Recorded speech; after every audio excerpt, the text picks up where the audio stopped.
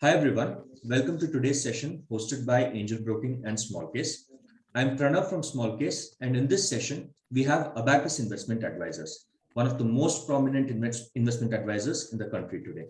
We have Mr. Biharilal, Mr. Aman, and Mr. Rahul from Abakkus Advisors, who will share their investment philosophy and strategy with us. Without further ado, I would request Mr. Biharilal to take over from here. Thank you, Pranav, for that kind introduction, and welcome everyone for the webinar on understanding more about Abakkus Investment Advisors and the portfolios which we offer on the advisory side. A brief about Abakkus. Abakkus is an alpha-focused boutique asset manager managing over close to 8,000 crores in long-only strategies for Indian equities. Our offerings include alternative investment funds on category 3 side, advisory services for domestic and global investors, and portfolio management services. In just 3 years of incorporation, Abakkus has established itself in the Indian equity horizon, both in terms of performance as well as growth in assets. The ambition and vision is to make Abakkus one of India's most revered and top-performing asset managers over time.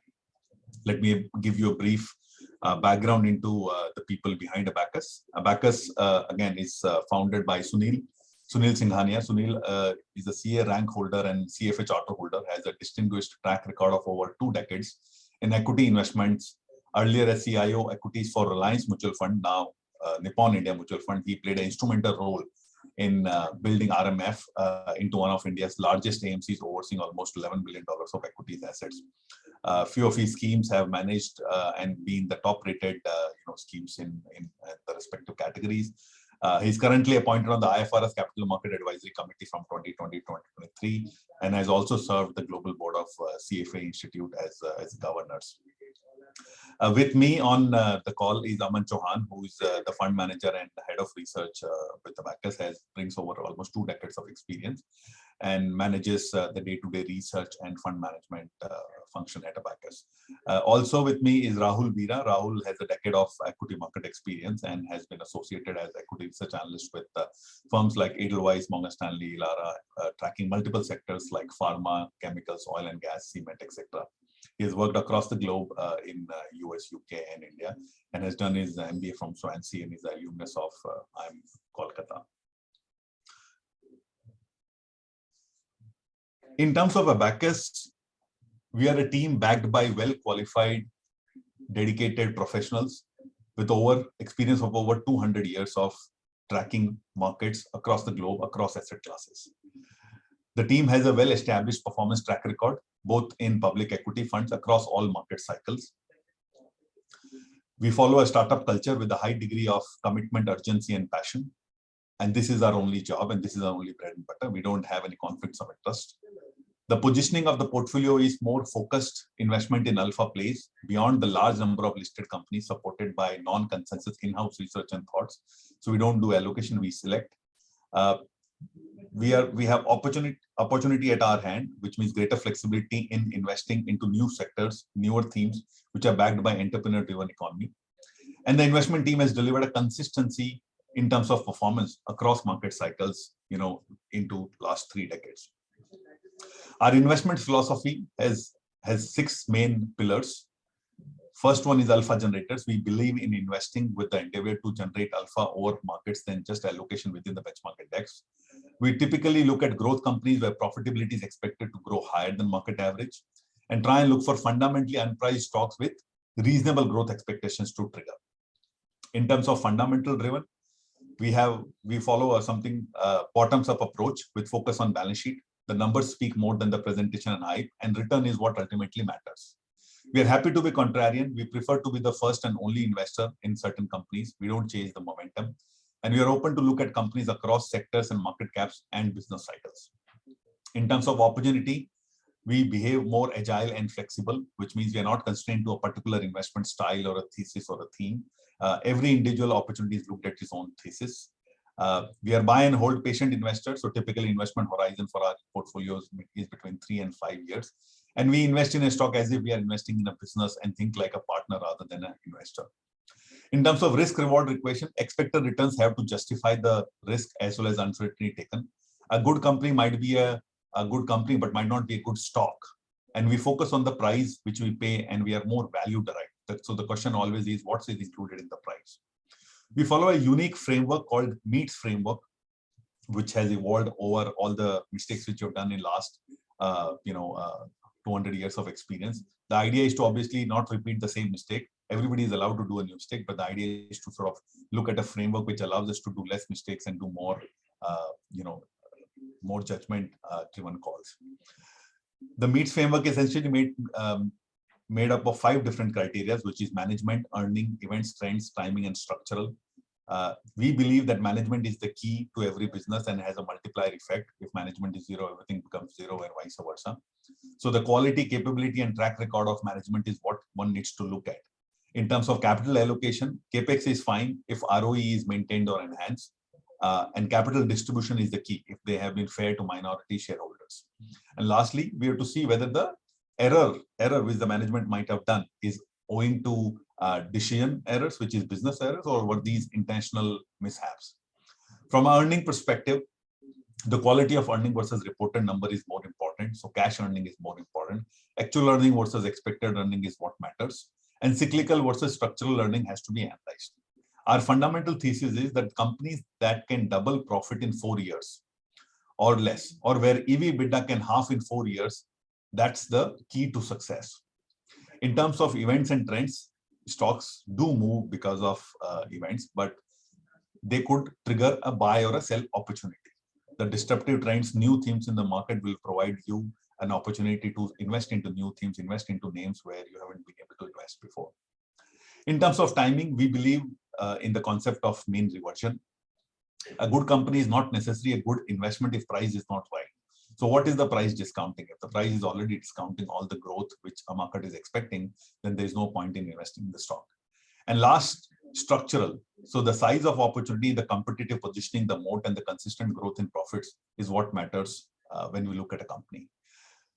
We believe that looking at this MEETS framework, we are able to do justice in terms of identifying company and construct a portfolio which suits investors from an advisory perspective. We have a unique 5D process which helps us, once the company goes through the MEETS framework, the 5D essentially investment process helps identify, take the company through a structural investment process. The 5D includes discover, delve, develop, detail, and deliver. In terms of discover, the leads are generally generated from annual reports, analyst reports, in-house screeners, team experience, ecosystem, as well as news flow. Post which each company is delved into with the MEETS framework, which is management, earning, events, timing, and structural, which is then led to detailed analysis with respect to management meetings, competitive advantage, potential triggers, peer comparison of financial modeling, and sensitivity analysis. Once that is done, then that is matched with the macro inputs in terms of risk-reward equation, and the decision is being taken whether to buy it right now or whether to wait it for a target price to happen.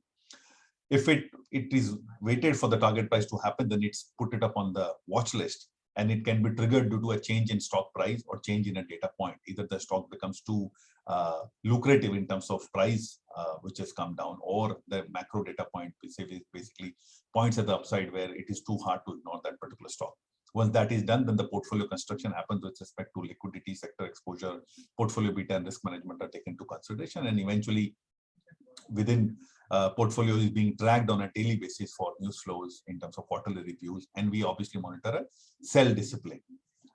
Rahul will take more about in the portfolio construction process, but in terms of we just like we have a buy discipline, we also have an exit discipline. Typically, we exit in 3 or 4 different circumstances. One is if fundamentals don't pan out as expected due to sector deterioration, company-specific news, or governance issues.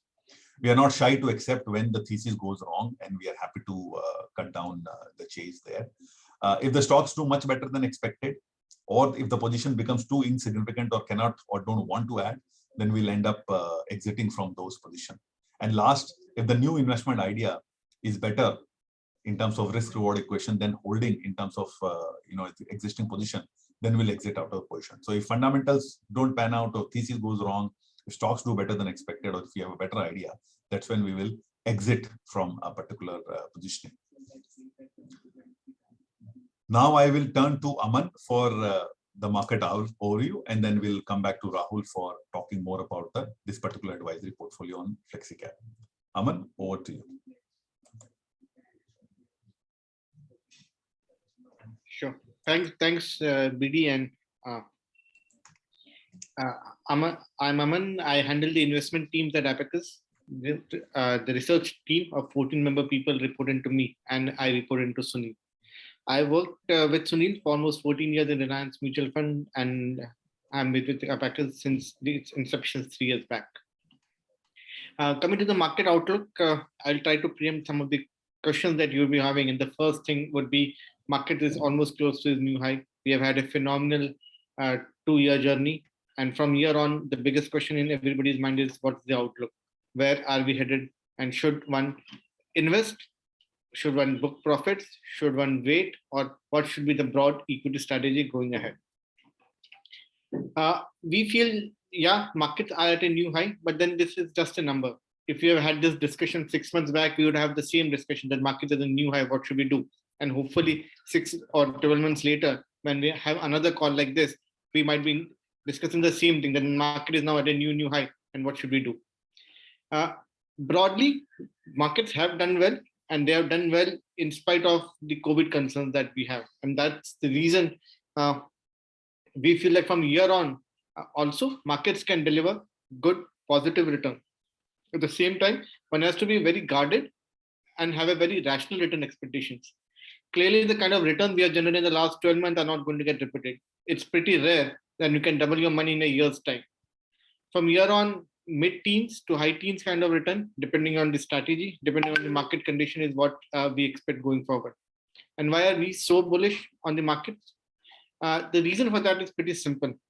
Whenever an economy does well, when the growth is accelerating, markets do reward us. And this is where exactly India is today. From the lows of COVID, economy has taken a turn.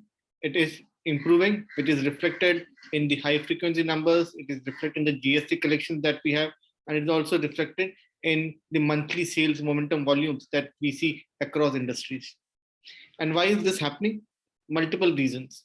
One, the government initiative has started to show visible results now. There was a phase when the government was experimenting. It had lots of policy announcements which did not work exactly the way they thought. But during the COVID phase, not only on the healthcare front, but on the economic front also, the initiatives taken by the government has all started to bear fruit. The PLI scheme, for example, half of the Samsung and the Apple phones that we use today are now all made in India. So there's a clear thrust on manufacturing in India, whether it is electronics, it is defense, or any other manufacturing that India used to import earlier. The China Plus One strategy at the global level is also benefiting us. We see new sectors which are now benefiting out of this.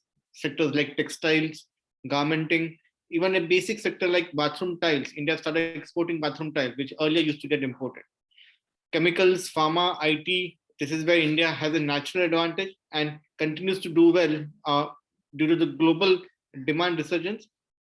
These sectors will continue to do well and have got added with the new sectors, which is benefiting from the China Plus One strategy. So it's a combination of these things, along with, say, sectors like metals, which has seen unprecedented profits and cash flows, helping them deleverage the balance sheet. And now we are seeing a new wave of capex coming in from these sectors, along with the higher spending from the government.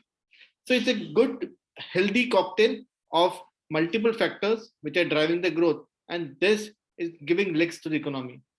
Unlike last time, when growth was predominantly given by consumption, both government as well as private, this time around, it is being added by the new sectors that are seeing growth opportunities. And as investors, this is giving us new avenues for growth. The second big thing which has happened during the lockdown, and we feel it is here to stay, is that the shift from unorganized towards the organized sector. What did not happen in GST and demand has finally happened in lockdown, where small and marginal players have suffered, they have lost market share, but the bigger, larger companies in the formal sector have not only improved their market share, they have also improved their working capital, they have improved on their margins, and they have benefited. Now, clearly the equity markets in India represent only this formal economy. The cash parallel economy of India, which we all know about, is not represented by the equity markets. And this is the reason we are seeing good earnings growth coming in. Even in FY20, the year which we saw the maximum impact of lockdown, Nifty had 14% earnings growth. Even in the current year of FY21, we're expecting a healthy double-digit plus earnings growth from Nifty. And why is this happening? It is happening from a combination of sectors like IT and pharma, which benefited out of COVID, but at the same time, new sectors which are also seeing good growth momentum, and the shift of unorganized, which we are seeing in the large companies gaining market share. And we expect this trend to continue. So we expect the earnings momentum to continue, and this broadly should get reflected to the markets. Now, clearly, you'll be having a feeling as to market is a new high. From this level also, is there scope to make returns, and how does the valuation outlook look like? The problem that we have today is that we are comparing ourselves from the lows of COVID. But the fact of the matter is, you and I never invested bulk of our capital in the lows of COVID. It was either we were already invested ahead of COVID, or we started investing post we saw recovery and when the COVID hit us. March 20 is when COVID hit us. Let's take a step back. Jan 20. Jan 20, Sensex around 40,000 levels. Today it is 60,000 odd levels. In 2 years, it's a 50% return, which is 20 to 23% CAGR. And in this period, we also saw 13-14% earnings growth. So the returns that we have seen has been a combination of both earnings growth as well as PE re-rating. And hence, it is not just PE re-rating, which was driven predominantly by the liquidity or the global liquidity, to say so. It is because of these factors that we are confident that markets can deliver from here on also. We are no longer cheap. We are no longer fair too. We are slightly above the premium, 10-year premium that the markets have seen, but we feel it is a fair premium because the bond yields have also crashed. What used to be 8 to 9% today is sub 5% FD rate, that too pre-tax. Just because of this, the equity multiple should have doubled, but it's just 10 to 15% higher than the last 10-year average. And hence from here on also, we feel there is enough scope for PE, for the markets, PE to expand, and obviously India will be a bigger beneficiary. What are the concerns? The two biggest concerns would be COVID and the rising interest rates. What's our outlook here? Our outlook here is pretty simple. If you see the past, you'll realize that what markets don't like is surprises. If market is aware of things, then it takes it by its stride, and the market eventually will factor in all the positives and negatives that it is currently discounting. Let's take the case of COVID. March 20, when COVID first hit us, it was a shock, it was a surprise. Markets tanked 40% in 2 months. When the second wave hit us, 1 lakh people died, but the markets were up 40%. We are hopefully nearing the end of the third wave, and in this third wave also, markets have been volatile, but have also been positive. And this is what exactly the situation is. First time it was a surprise, next time it was not. When Omicron came in, for a week there was a surprise element as to what this variant is, how potent it is, what can it lead to disruption, and the markets were volatile. Post that, when market realized, it found its balance, it found the new level, it stabilized, and then started to move up. Same thing I expect is for interest rates. Today, markets are aware that interest rates are going to rise. Inflation is rising. All input prices are up. Steel, cement, oil, power, manpower, everything is up. So obviously it's going to lead to inflation. And the central banks can only fight inflation via reducing liquidity or by rising interest rates. Today, Fed has clearly communicated that it is going to raise interest rates. Markets are factoring 25 bips of rate hike 4 times over the next 12 to 15 months. And if this happens, it's no longer going to be a surprise to the markets. Yeah, but if Fed increases 50 bips overnight, or the inflation overshoots what the comfortable levels are, then there can be near-term volatility. And that is what we are seeing right now. Market is trying to adjust itself with the inflation numbers. It is also trying to adjust itself with the earnings disappointment that some of the companies are seeing, because they are not able to handle the margin pressure. As I mentioned, all input prices are up. Not every company will be able to pass it on. Some companies will pass it on with a lag. In that interim period, there is going to be a hit on the margins. And that is what is visible not just in India, even globally. And stocks are reacting to that. So now it's a combination of these two risk factors that we see as not a very major risk to the market.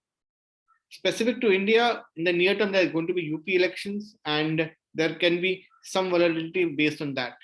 The initial numbers or the initial pre-polls say that the incumbent government seems to be heading towards being the single largest party. And if that is the case, then that should be taken very positively by the markets. Having said that, even if that's not the case, there can be 1 2 months of volatility, but eventually the markets, which is a slave of earnings, will follow where the earnings is, and the earnings is headed higher. And that is what leads to the conclusion for the market outlook, that from here on also, we expect markets to give you a decent mid-teen kind of positive returns. But at the same time, it's no longer cheap. It has given a very strong return of the last 12 to 15 months. Hence, one needs to be mindful of the valuation that they are paying. We are not chasing momentum, and this is what we advise the investors also. Stay away from news, stay away from froth. There will be volatility. Take it to your advantage. Invest in a gradual, staggered way with a clear 3 to 4 year horizon, and invest in clear investment ideas rather than hope stories. So that's broadly on the market outlook from my side. I'll request my colleague Rahul to continue from here on. Just allow me one, Rahul. I'll just share the screen so that Sure. you can. Thank you, Aman sir. Thank you, BD, for providing the comprehensive view on Abakkus as well as the market outlook. Now, in terms of the Abakkus Smart Flexi Cap portfolio, how do we go about constructing the portfolio? So we start with the top 250 companies, depending on its market cap. So top 250 companies by market cap is the basic investment universe. These are the predominantly companies which are going to be in the top 250. Now, after that, how do we refine it? Is we go ahead with our meets framework. We filter these companies with the help of quality of management, governance standards, sector headwinds. So overall, when we filter these companies, 250 companies through the meets framework, we have around 200 companies that are filtered out, of which, again, in terms of the in-depth research, bottom-up approach that we apply to this universe of 200 companies, we come down to 120 companies.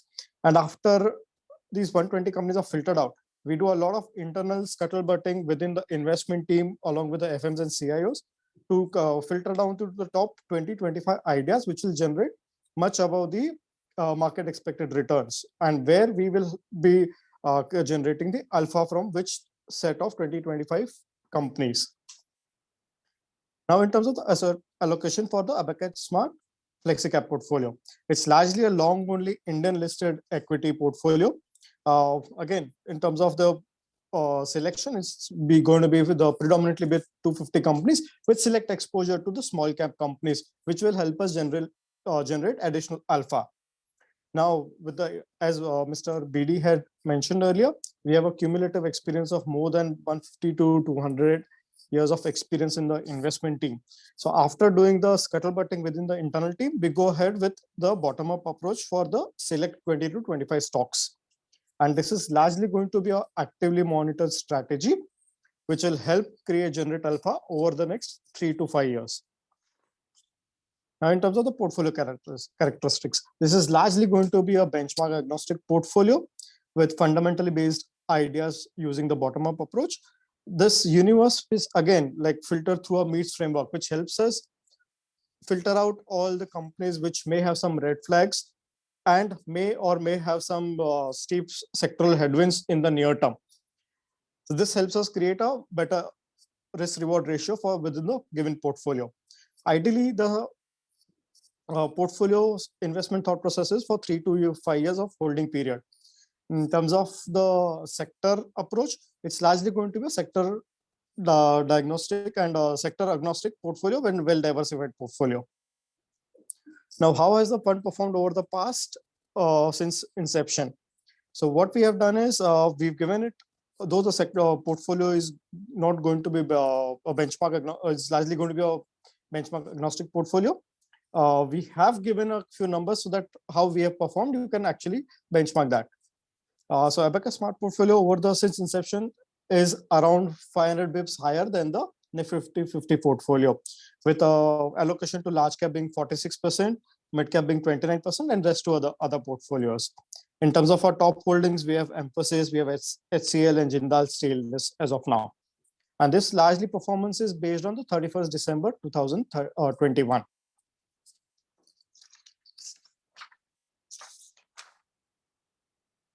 Yeah, Veera. So these are the standard risk slides or risk factors associated with the FlexiCap portfolio, which are company risk, valuation risk, market risk, liquidity, and other risk.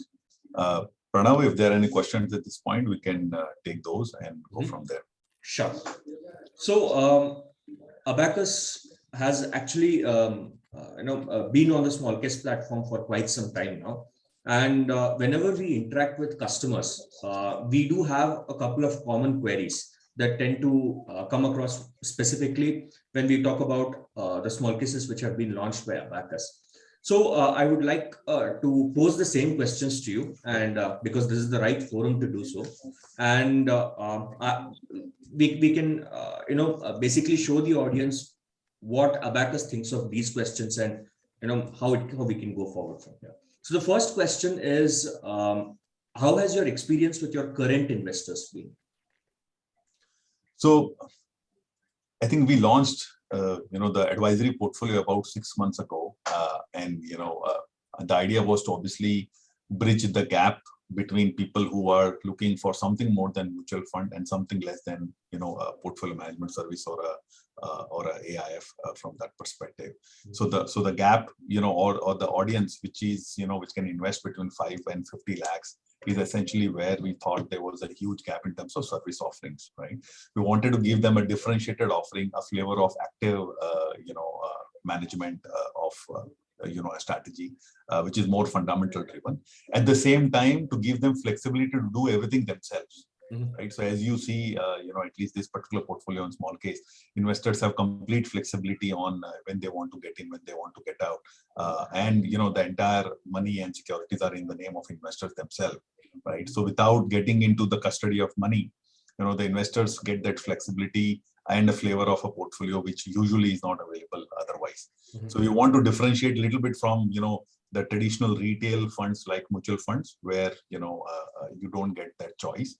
At the same time, give you the flavor where it's a curated basket of stocks which is available to retail. And the next question is related to one of the small cases that have already been that has already been published on the angel broking platform. So how is the Flexi Cap strategy expected to perform during different market conditions?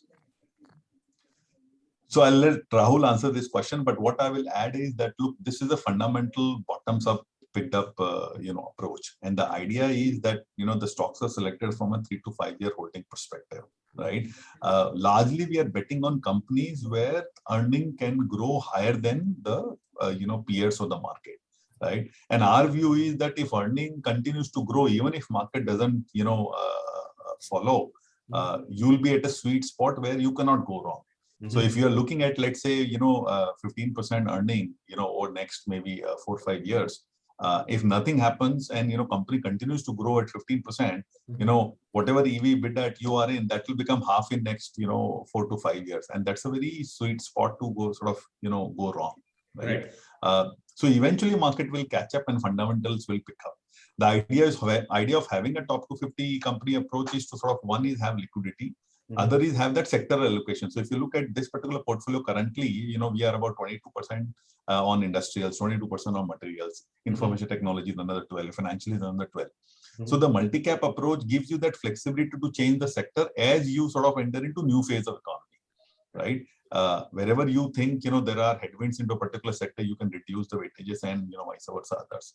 So if you look at from a fundamental perspective, 3 to 5 years, the portfolio construct looks good. Again, giving the disclaimer of past performance is not a prediction of future, but the portfolios are designed for, buy and hold strategy and not churn very much. And Rahul is obviously the fund manager for the strategy, so he will have more views. Right. Now, just to add to what Mr. Deora mentioned, also this portfolio is going to have 20 to 25 companies across sectors with not single stock exposure of not more than 10%. And in terms of sectoral exposure will not be increasing more than 30%. So irrespective of the market conditions, we believe it's a balanced portfolio with a medium-term horizon, which will relatively outperform the markets from 3 to 5 year perspective. Okay. And the discussion here up until this point of time for this question was that each stock is selected with a view of 3 to 5 years of holding period. So that brings us to the next question, that is with respect to rebalancing.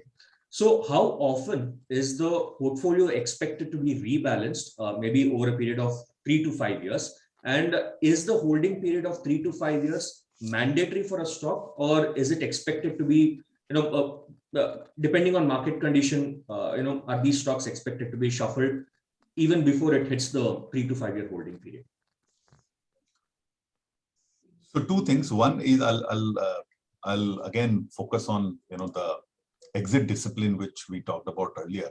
There are 2 or 3 cases in which typically we exit a stock, right? One is fundamentals don't pan out as expected due to sector deterioration, company specific or governance issues, right? And we are not shy to accept, that we went wrong, right? If there is a situation like that, then we will end up, moving out of that particular stock if it doesn't go as planned.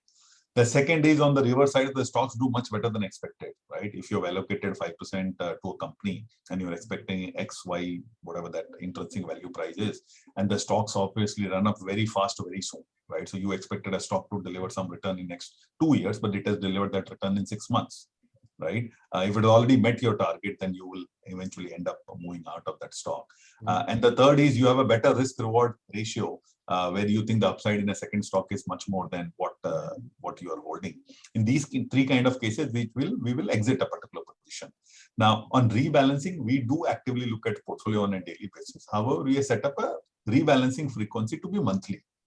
So every month we'll try and obviously to reduce impact cost and to reduce confusion to investors, we'll try and do rebalancing once a month, right? So out of the last 6 months, where I think which have passed, it is not necessary that we rebalance just for the sake of rebalancing. If we don't feel there is a change required in the portfolio, then we will not shuffle any stock just for the sake of it, right? So out of last 6 months where we would have rebalanced, I think we would have done changes in the portfolio maybe about 3-4 times. Rahul, if you can correct me. Yes, 4 times, yeah. So 4 times we have changed out of 6 months. 2 times we have decided to go ahead with the same, portfolio.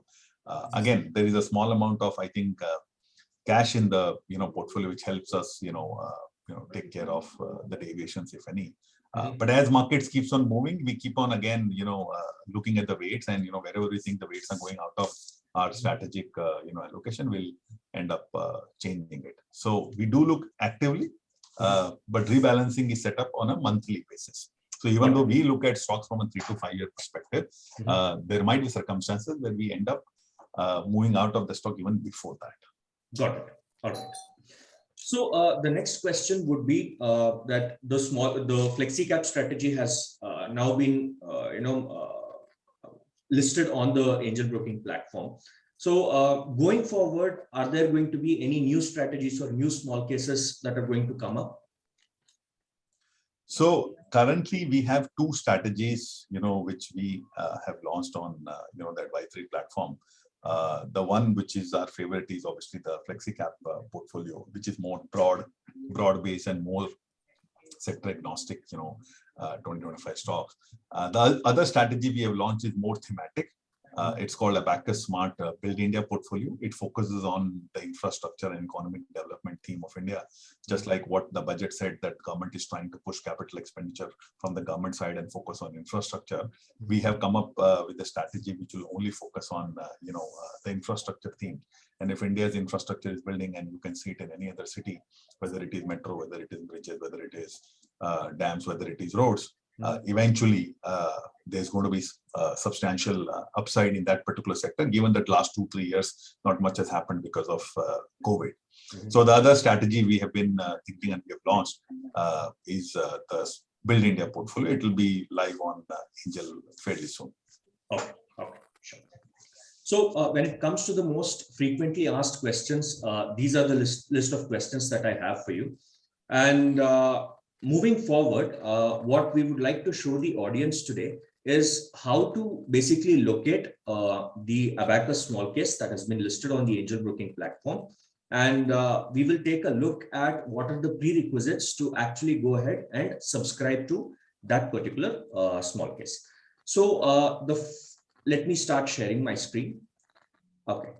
So the first step would be to head over to smallcases.angelbroking.com, and you'll have to use your Angel Broking account to log into the platform once. So once you do that, you can head over to Discover, and under Discover, you can click on Managers. So under Managers, you will find Abakkus Investment Advisors listed over here. So once you click on Abakkus Investment Advisors, you will be able to see the small case that has been published by them on the platform. So right now we have Abakkus Smart Flexi Cap small case listed over here. And as and when the new small cases are launched, they will be listed here on the same page. So if you wish to invest or to subscribe in any of these small cases, you can feel free to click on the small case of your choice. And a couple of things to note here is that the minimum investment amount will be mentioned here. So for this particular small case, that is Abakkus Smart Flexi Cap, the minimum investment amount starts at 5 lakh rupees. And if you wish to understand more about the pricing structure, you can click on the See Plan Details and Benefits, and the pricing structure will be mentioned over here. One thing to note is that the minimum investment amount has to be available in the client's angel broking, trading and demat account, and only then will the user be able to proceed and will be able to invest in this particular small case. So with that said, if the users have any other queries, feel free to reach out to your designated relationship manager or the customer care support at Angel Broking, and they will be able to help out better in terms of the subscription process. And if you do have any other questions, you can also feel free to drop a mail to help@smallcase.com, and we will revert back to you promptly. So with that said, thanks a lot to the Abakkus team for coming over here and presenting this delightful session to us. So hope the users also are able to gain a new perspective about how the Abakkus philosophy has been designed and how these small cases are expected to perform in the long run. So thanks a lot, everyone, for tuning in. Thanks to the Abakkus team for coming. Thank you, Pranav. Thank you, Yes. Angel Broking, and thank you, Smallcase. Yes, thank you.